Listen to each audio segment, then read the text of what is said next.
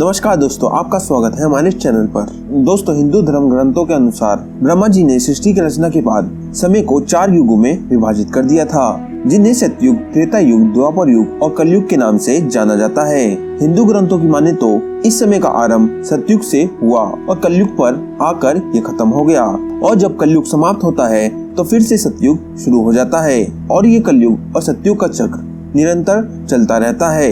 आप और हम जिस कालखंड में रह रहे हैं, मतलब जिस समय में रह रहे हैं, वे 23वां चक्र है। अब आप सोच रहे होंगे कि इन चारों युग में क्या अंतर होते हैं, जो ब्रह्मा जी ने इस समय को 4 युगों में बांट दिया है। तो दोस्तों, हमें जवाब मिलता है हिंदू धर्म के लिंग पुराण में, जिनमें इन चारों युगों में क्या अंतर है और क्या असमानताएं हैं, विस्तार से बताया गया है। और ये भी बताया गया है कि जब युग परिवर्तन होता है तो मनुष्य के स्वभाव और शरीर में क्या परिवर्तन आता है। सबसे पहले हम मिलकर जानेंगे सतयुग के बारे में। लिंग पुराण के अनुसार संसार की रचना के बाद ब्रह्मा जी ने जब समय को 4 युगों में बांटा तो सबसे पहले खंड का नाम रखा सतयुग, और इसके बाद के समय का नाम रखा त्रेता, और फिर द्वापर, और फिर अंतिम में रखा कलयुग। पहले कालखंड में यानी सतयुग में सभी मनुष्यों का एक ही धर्म होता है, वे धर्म है स्वार्थ का त्याग। यानी कि सतयुग में कोई भी व्यक्ति स्वार्थी नहीं होता, सभी लोग एक दूसरे की मदद किया करते हैं। सतयुग में किसी भी व्यक्ति को किसी भी तरह की बीमारी नहीं होती, जिसका कारण ये होता है कि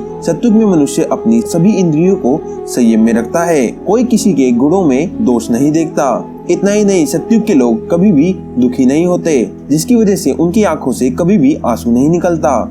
इस युग में ना किसी को घमंड होता है और ना ही कोई अन्य विकार। व्यक्ति आपस में लड़ते नहीं हैं और सभी के साथ प्रेम से रहते हैं। इस ग्रंथ में आगे बताया गया है कि सतयुग के लोग बहुत ही फुर्तीले होते हैं, और सतयुग में लोगों को आलस क्या होता है ये भी नहीं पता होता है। सतयुग में मनुष्य की सबसे बड़ी खासियत ये होती है कि वे किसी से भी द्वेष नहीं रखते हैं, और ना ही किसी की चुगली करते हैं, और ना ही किसी से ईर्ष्या करते हैं, ना ही कोई एक दूसरे से बलवान समझता है। सतयुग में सभी मनुष्य अपने कर्तव्यों का पालन करते हैं। सतयुग में सभी लोग ब्रह्मा की आराधना करते हैं। सतयुग में सभी लोगों का अधिकतम समय पूजा पाठ करने में ही व्यतीत होता है। सब लोग भगवान के नाम का जाप और उनकी पूजा करते हैं। सतयुग में पुरुष और स्त्री में कोई भेदभाव नहीं किया जाता। सभी वर्गों के लोगों को शिक्षा, शस्त्र, कला आदि क्षेत्रों में समान अवसर दिए जाते हैं। सतयुग में स्त्रियां विवाह के बाद अपने पति धर्म का पालन निष्ठा से करती है और हमेशा पति की सेवा में लगी रहती है। बच्चे भी अपने माता पिता का कहा मानते हैं और बुढ़ापे में उनकी खूब सेवा किया करते हैं। सतयुग के लोग समय समय पर दान दिया करते हैं और शील का पालन करके कर्म फल की कामना करते हैं, और आसक्ति न होने के कारण परम गति को प्राप्त कर लेते हैं। पुराणों की माने तो इस युग में मनुष्य की लंबाई 32 फुट हुआ करती है और मनुष्य अपनी इच्छा के अनुसार अपना शरीर त्याग कर सकता है। दोस्तों, सतयुग का समय 17,28,000 वर्ष बताई जाती है, और जब ये समय समाप्त हो जाता है तो नए युग की शुरुआत होती है। मतलब जब सतयुग खत्म हो जाता है तो त्रेता युग आरंभ हो जाता है। दोस्तों, त्रेता युग में मनुष्य अपने कर्तव्यों का पालन तो करता ही है, लेकिन सतयुग के मनुष्य की तरह अपनी इंद्रियों पर संयम नहीं रख पाता है। इस युग में मनुष्य धीरे धीरे अपने में ही सिमटने लगता है। इसका मतलब यह है कि उनके अंदर स्वार्थ पनपने लगता है, वे दूसरों की चुगली करने लगते हैं। साथ ही इस युग के व्यक्ति के मन में ईर्ष्या की भावना जागृत होने लगती है। हालांकि ऐसे व्यक्तियों की संख्या काफी कम होती है। इस युग में समाज बंटने लगता है, यानी कि ब्राह्मण, क्षत्रिय, वैश्य और शूद्र में विभाजित होने लगता है। त्रेता युग में धर्म का कम होना, लेकिन फिर भी स्त्रियां अपने धर्म का पालन करती है, और पुरुष भी अपनी स्त्रियों को धोखा नहीं देते, और संतान भी अपने माता पिता की खूब सेवा करते हैं। पुराणों की माने तो त्रेता युग में मनुष्य की औसत आयु 10,000 वर्ष होती है, और त्रेता युग का समय 12,96,000 वर्ष होता है। इस समय के समाप्त होने के बाद कालखंड के तीसरे युग की शुरुआत होती है, जिसे द्वापर युग के नाम से जाना जाता है।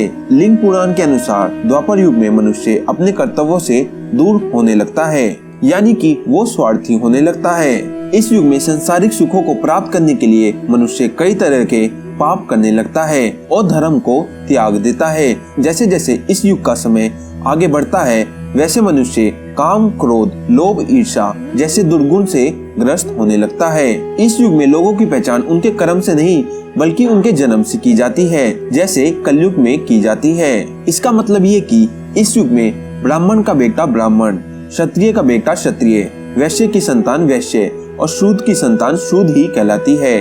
सतयुग की तरह इस युग में शूद्रों को वेद पढ़ने की आजादी नहीं मिलती, न ही क्षत्रियों की तरह शस्त्र चलाने की। इसका मतलब ये कि द्वापर युग में समाज जातियों में बंट जाता है। लोगों को दूसरों के साथ अपनों से भी ईर्ष्या होने लगती है।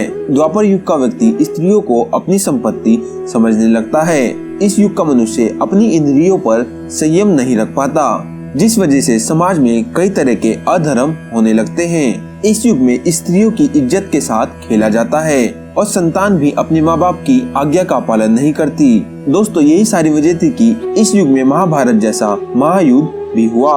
देखें तो इस युद्ध का मूल कारण वही बताया गया है जो लिंग पुराण में बताया गया है। अगर दुर्योधन को लोभ का लालच नहीं होता और वो अपने भाई पांडवों से ईर्ष्या नहीं करता और द्रौपदी को भरी सभा में अपमान नहीं करता, शायद ये युद्ध ना होता।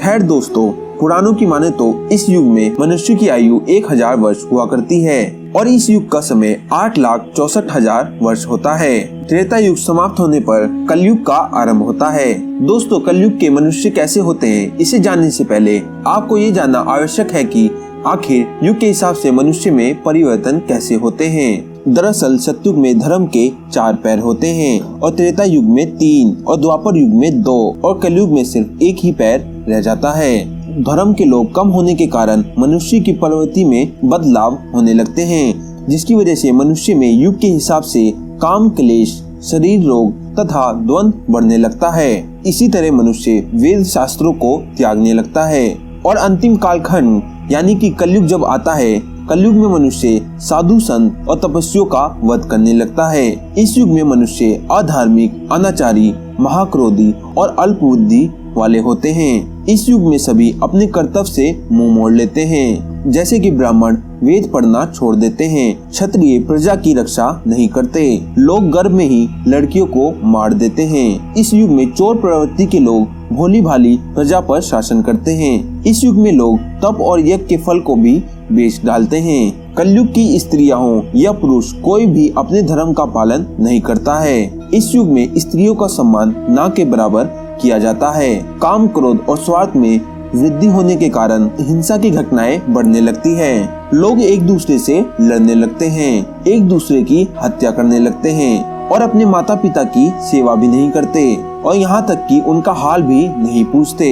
कलयुग में मनुष्य की लंबाई 5 फुट से 7 फुट रह जाती है। साथ ही कलयुग में मनुष्य की आयु 70 से 80 वर्ष रह जाती है।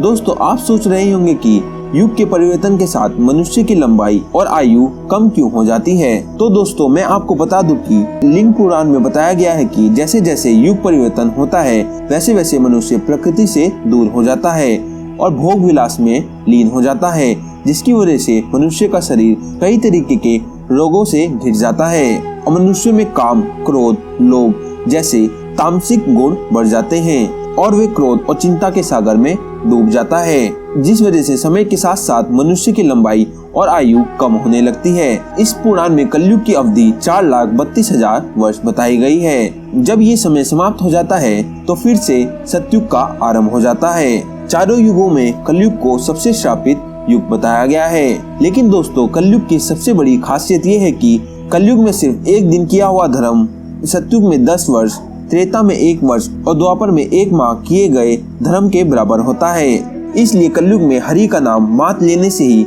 मनुष्य को मुक्ति मिल जाती है। फिलहाल दोस्तों, युगों की ये कथा यही समाप्त होती है। अगर आपको लिंग पुराण में बताई गई ये बातें अच्छी लगी हो तो वीडियो को लाइक और चैनल को सब्सक्राइब कर दीजिए। इस वीडियो को अंत तक देखने के लिए आपका बहुत बहुत धन्यवाद।